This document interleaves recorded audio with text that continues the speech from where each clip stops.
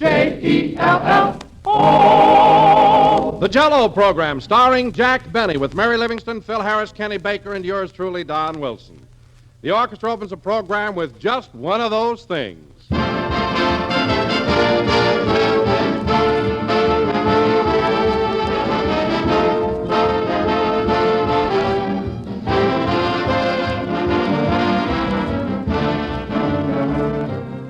I think that childhood memories are among the most pleasant things in life, and here's somebody who agrees with me. Mrs. Mary Kennedy of Akron, Ohio, writes, "One of my first memories as a very small girl in the country is my mother making Jell-O and lowering it into the well to set. It was a delightful addition to our hearty country fare and was welcomed alike by youngsters and brawny loggers. The years passed and I became a hostess in my own city home. Everything has changed, but not the quality and value of Jell-O, which is still the same fine treat. To me, nothing else can equal it, a dessert everybody likes. Therefore, I remain a Jell-O fan." Well, that's a grand letter, Mrs. Kennedy. Thank you. And ladies and gentlemen, that letter helps to explain why we ask you always to insist on genuine Jell-O when you buy. Well, that name is a trademark. It's the property of General Foods, and it tells you here's the real thing. Here is America's favorite gelatin dessert, the one and only Jell-O. So look for those big red letters on the box. They spell Jell-O.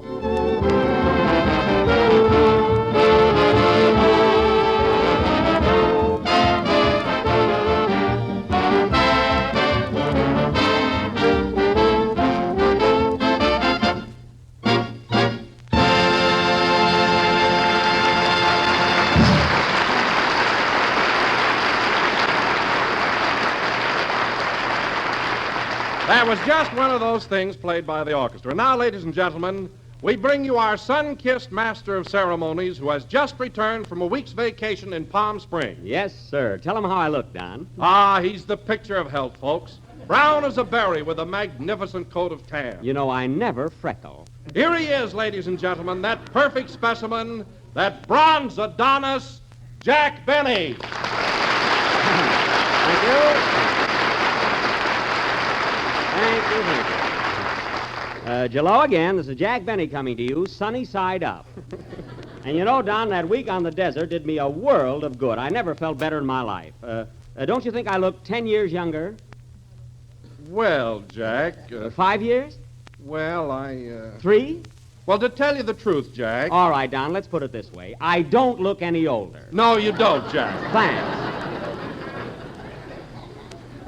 See, every time I fish for a compliment, I come up with a rubber boot.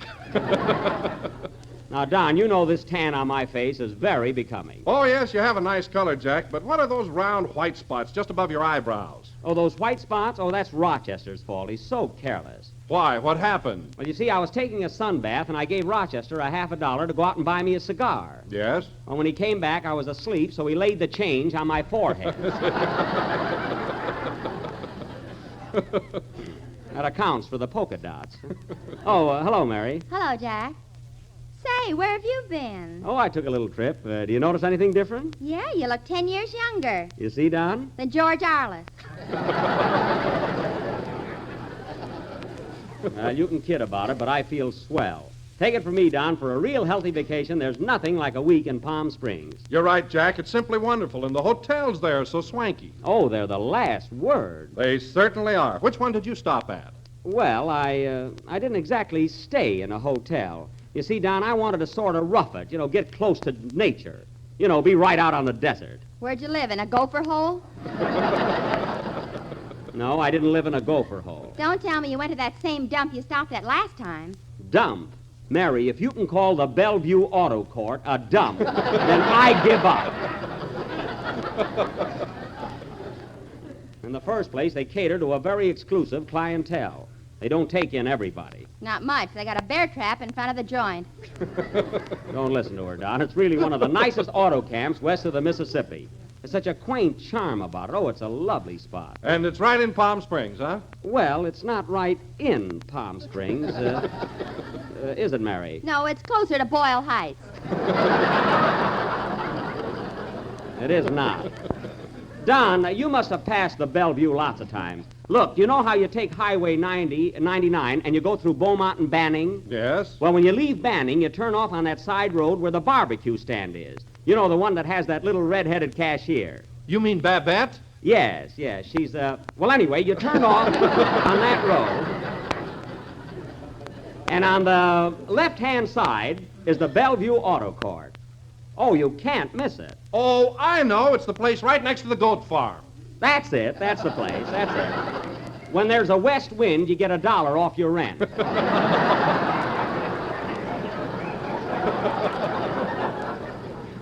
I only had one lucky night. And listen, Don, Mary can laugh, but if you're ever out that way and you want to live in a nice, homey atmosphere, you stop at the Bellevue. The beds are marvelous. But, Jack, isn't it a little too far from Palm Springs? Why, no, Don. It's only a 10-minute walk. Go on, it's 15 minutes to the bathroom.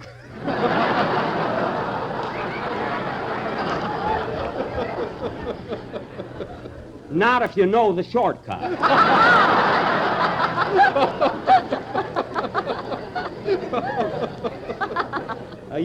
You stop there, Don. You'll really thank me for it. I'll remember that, Jack. And mention my name. It'll help us both, you know. Oh, and by the way, they have a lunchroom there, and here's a little tip for you, Don. If you go in there to eat, don't order the number 4 breakfast. Why not? Because it's a dime more than the number 3, and the only difference is they trim the toast.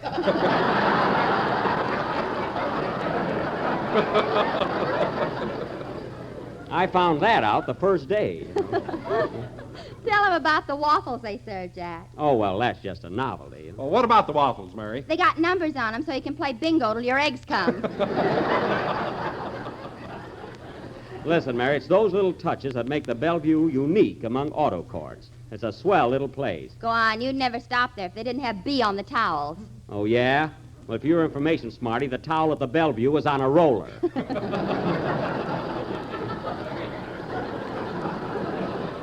So don't make up things. Oh, hello, Kenny. Hiya, Jack.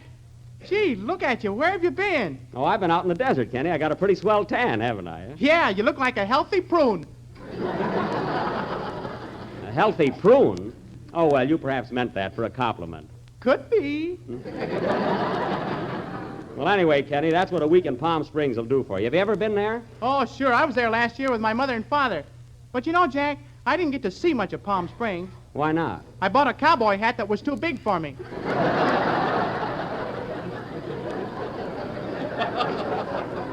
Well, you should have peeked out once in a while. It's a lovely town. Isn't it, Ginge? Huh? Say, Jack, I just have to think of something. How could you go to Palm Springs when you and Phil are right in the middle of your new picture?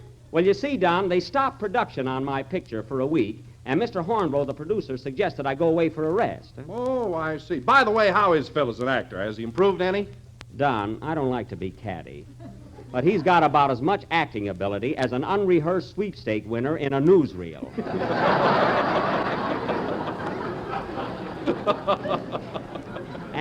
And what a ham. Conceited, huh? Conceited. Some silly girl told him he had a profile like a Greek god. And the next day he came to work with an olive branch in his hair. And sandals yet. No kidding. Not only that, he had a pedicure. What a guy. Well, Phil hasn't got much to do with the picture, has he? No, Don. Fortunately, he has a very small role. You see, Dorothy Lamour thinks she's in love with Phil, and Phil thinks so, too. So not realizing her dreadful mistake, Dorothy marries Phil. You see? Yes, but where do you come in? Jack's the stork. I am... I'm Milford, the boy that's always waiting for her. And, Don, I think this picture will really bring out the new Benny. Gosh, I hope so. Don't worry, it will. Now, how about singing, Kenny, while I'm in a romantic mood? Huh? Okay, Jack. Now, hold it a minute. Come in. Mr. Benny, Yes. do you really think Dorothy Lamour is beautiful? Yes, I do. Why? You ought to see me in a sarong. Goodbye. Well, there's a beachcomber if I ever saw one. Sing for me.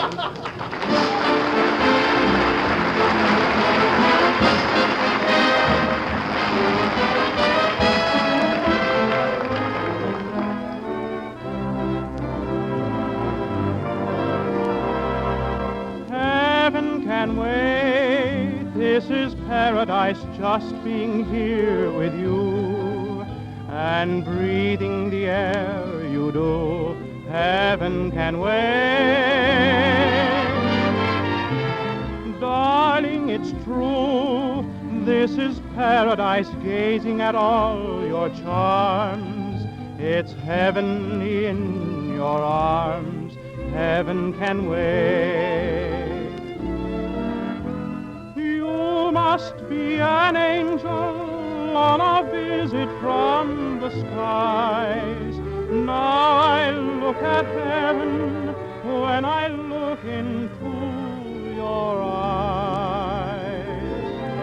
Heaven can wait. This is paradise, loving the way we do.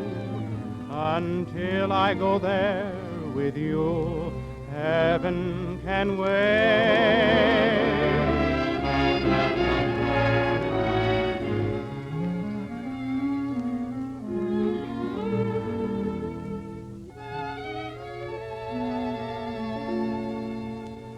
You must be an angel, for your kisses are divine.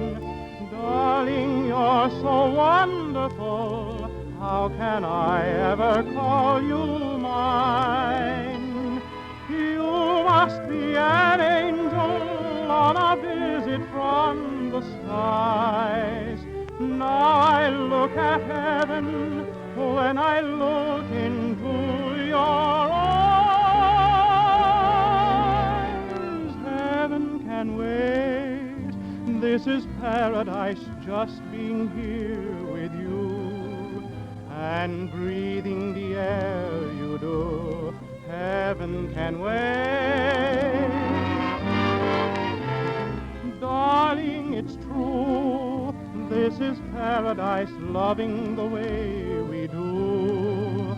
Until I go there with you, heaven can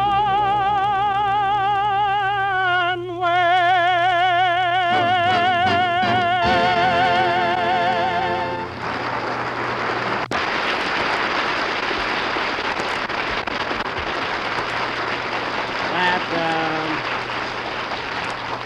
That was Heaven Can Wait, sung by Kenny Baker, who, in my humble opinion, is one of our finest young tenors. You know, Kenny, I oughtn't to tell you this, but people all over America are crazy about your voice. They're nuts about it in Brazil, too. Brazil nuts. Oh, boy, that's a Lulu. Brazil nuts. Kenny, where did you ever get that awful joke? Phil Harris sold it to me for $10. What? $10 for that gag? I didn't know eggs were so high. Me neither. Of all the nerve. Listen, Kenny, Phil Harris has no business selling you jokes. He knows nothing about comedy. Oh, no? Anybody that can write Pygmalion is good enough for me. Oh, so Phil told you he wrote Pygmalion, eh? Yeah, but he told me to keep it quiet or he'd punch me in the nose. Well, naturally, he's modest. However, for your information, Kenny, Pygmalion was written by George Bernard Shaw, a very famous Irish playwright. Take it easy, brother. I wasn't born yesterday. I doubt that. Phil Harris, an author. Harris is nothing but a bathed hillbilly. Why, he can't write his own name without tracing it through a stencil. Now, wait a minute, Jack. Phil may be a little crude, but he's got a lot of good ideas. What do you mean, good ideas? Well, for instance, here's a little thing he whipped up for me. Now, listen. Boys and girls, if you're on the loose right now, why don't you swing on down to that neighborhood grocer and get yourself some of that Jell-O? It's right in a groove. That's Phil, all right. It comes in 6 goody flavors and really hits the spot when it's nestled among them sliced skitters. Skitters? What's that? Bananas. Oh.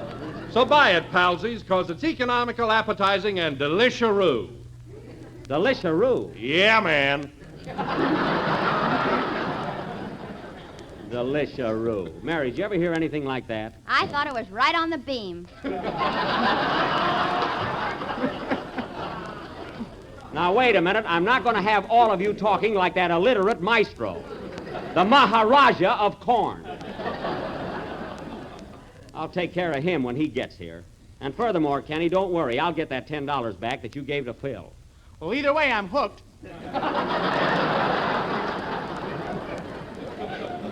Don't be so cynical, Kenneth. And now, folks, if I may be permitted to pick up the loose ends of our program, I would like to announce that for our feature attraction tonight, the Benny Punchy Punchinellos will present their version of the... Hey, Jack, look. Oh, yes, our movie star has arrived. Hello, folks. This is Smiling Phil Harris, the old lady killer himself. Old lady killer is right.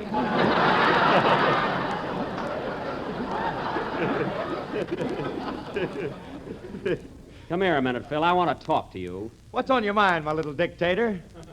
Listen, Phil, Kenny Baker just told me that you sold him a joke and charged him $10 for it. Is that right? Sure, but I marked it down from 25. I don't care if it's a fire sale. You're here to lead an orchestra, and there'll be no sidelines on this program. No sidelines, eh? No. You're a fine one to squawk. I've been buying my handkerchiefs from you ever since I came to work here. Well, they were satisfactory, weren't they? Yes. Then shut up. Those handkerchiefs are of the finest quality. I bought one of them, blew a hole right through it. Well, they're not nosies, they're for the pocket. Anyway, I'm only selling them for an aunt of mine who weaves. Your uncle weaves, too. That's different. And now, folks, getting back to our play. Say, Jack, if you'll stop being mad at me for a second, I'd like to tell you that you're looking swell. That's a marvelous coat of tan you've got. Well, thanks. I got it in Palm Springs last week. By the way, where did you go? Where did I go? I've been working like a dog. Where? At Paramount on our picture. What? You've been working on the picture? There goes your tan, Jack. Why, Mr. Hornblow told me to go away for a rest. He said they were holding up production. Holding up nothing. This week they shot all my important love scenes. Oh, I see. Oh, so do I. Keep still.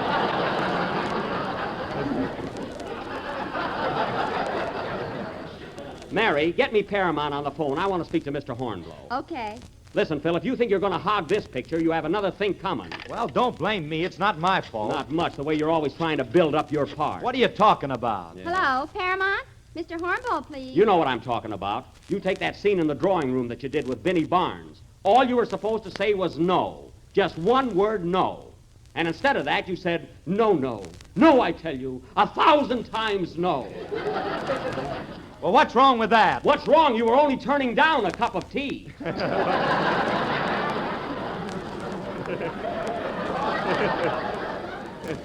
Lucky she didn't offer you a piece of pie. You'd have killed yourself. Some actor. Hello, Mr. Hornblow? Gee, you're gonna get it. Mary, give me that phone. Hello, Mr. Hornblow. This is Jack Benny. Yes, I got back today. I had a lovely time. Yes, I got tanned like anything. Now, look, Mr. Hornblow, there's just one thing I want to know. What's the big idea of shooting my picture behind my back? I know, but listen, Mr. Hornblow. Take it easy, Jack. You worked at every other studio. I have not. Republic is virgin territory. Now, look, Mr. Hornblow. Look, I know. I know it's going to be a good picture. That's why I want to be in it. Yes, but if, I know, but,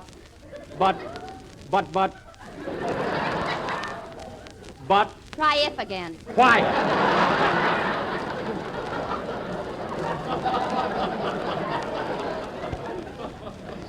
Mr. Hornblow, are you going to be in your office for a while?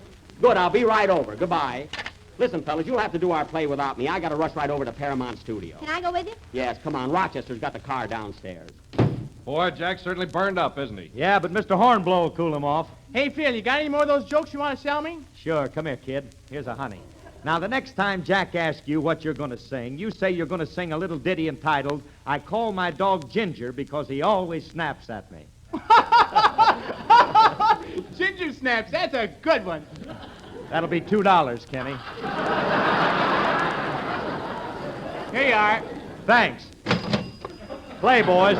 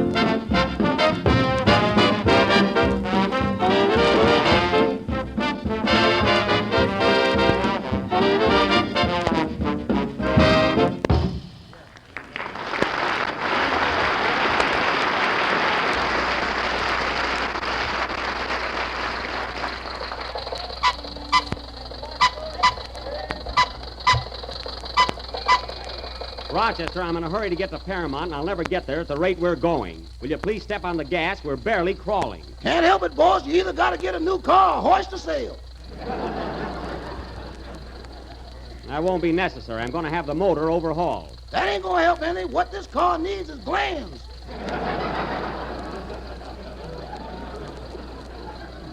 Well, if you took care of it like you should, everything would be all right. Oh, Jack, stop picking on Rochester. He's doing the best he can with this jalopy. Mary, if you call this car a jalopy once more, you can get right out and walk. All right, unstrap me. Just stay where you are and don't be so fresh.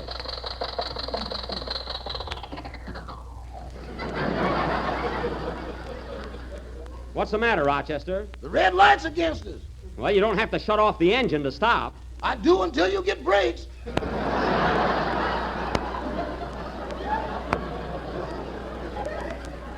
Oh. Well, it's green. Now get going. Okay, boss.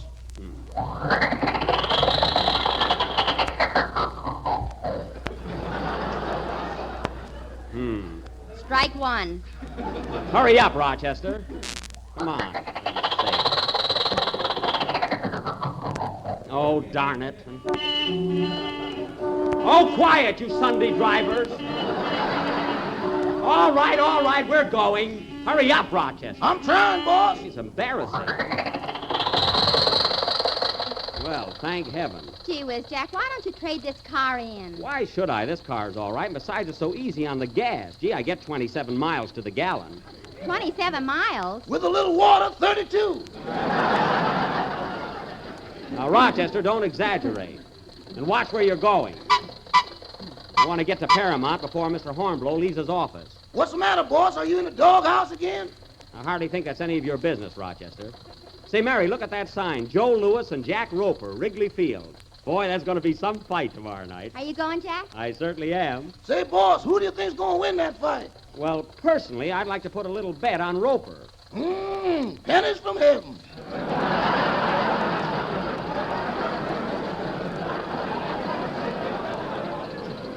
Now, I can appreciate your loyalty, Rochester, but Jack Roper is a pretty tough guy. He's got a vicious right and a terrific left. What a pair of arms. Well, Lewis ain't exactly a Venus de Milo. Oh, so you're pretty positive he'll win, eh? Well, how long do you think the fight will last? Well, boss, the main event goes on at 10 o'clock sharp, don't it? That's right. Well, at 10:15, Brother Lewis is scheduled to make a speech at our social club.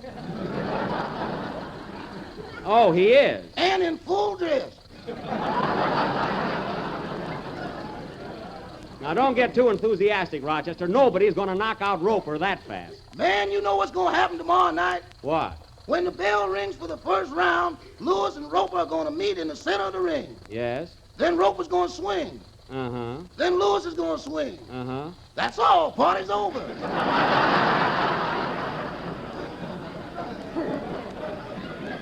Well, let me tell you something, Rochester. If you're so sure that Lewis is going to win, I'd just like to bet you $10 that you're wrong. Nothing doing, boss. You still owe me 5 from the Dempsey-Furbo fight.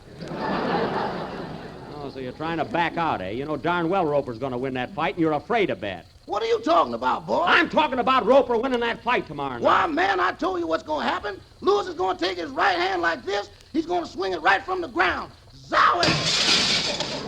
Now, look what you did. You broke the windshield.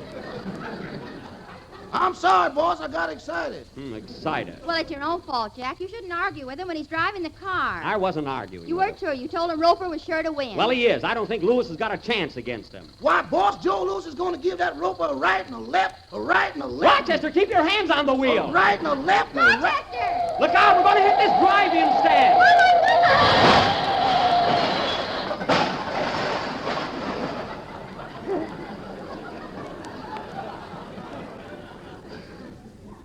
Isn't this awful? Good evening, folks. What do you have? We don't want anything, miss. Are you all right, Mary? Mary, where are you? Here I am up at the counter. I'm hungry.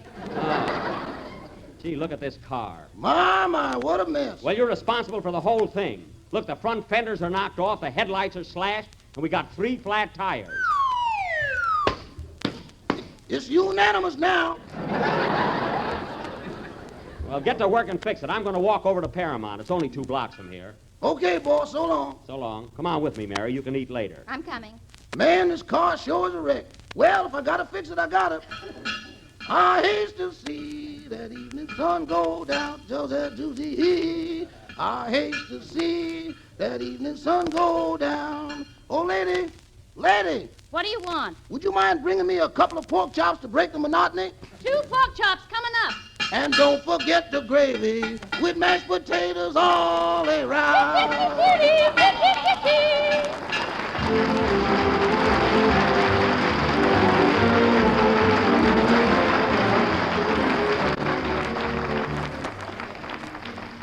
A friend of mine paid me a real compliment the other day. She said, "You know, Don, when you describe those Jell-O desserts over the radio, you just make me hungry for them." Well, naturally, I was pleased. And tonight I have another new Jell-O dessert I know will make a hit with everybody. A combination of raspberry Jell-O and cottage cheese. And I'm telling you, it's swell. And easy to make, too. Dissolve 1 package of raspberry Jell-O in 1 pint of hot water and turn into a ring mold and chill until firm. Then unmold it and fill the center with cottage cheese. Serve it with toasted crackers. And there is a triumph in desserts. Clear, shimmering raspberry Jell-O with its extra rich flavor and creamy cottage cheese, smooth and tempting. So try it. Ask your grocer tomorrow for raspberry Jell-O.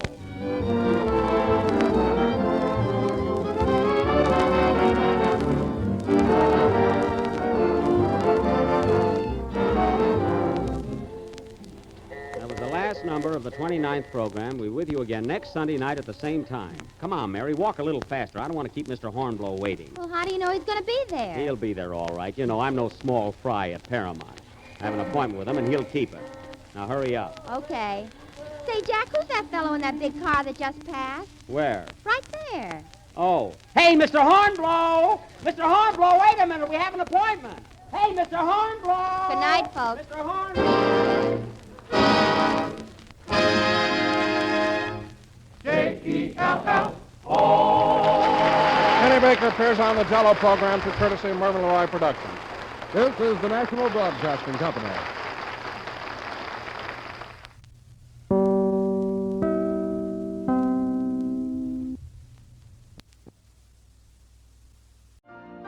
You've been listening to the OTR Gold Network. Find more classic radio at otrgold.com.